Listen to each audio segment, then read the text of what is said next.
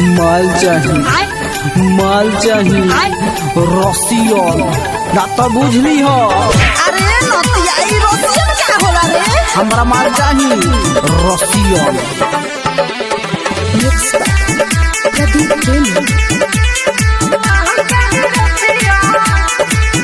हरे महल चाहिए हरे महल चाहिए माल चाहिए हरे महल चाहिए। हरे महल सुनो तरे महल चाहिए रसियन रे महल चाहिए रसियन। पदे माई पापा से महल चाहिए रसियन महल चाहिए रसियन रे महल चाहिए रसियन। पदे माई पापा से महल चाहिए रसियन। ई रसियन का होला रे? हमरा माल चाहिए रसियन। Music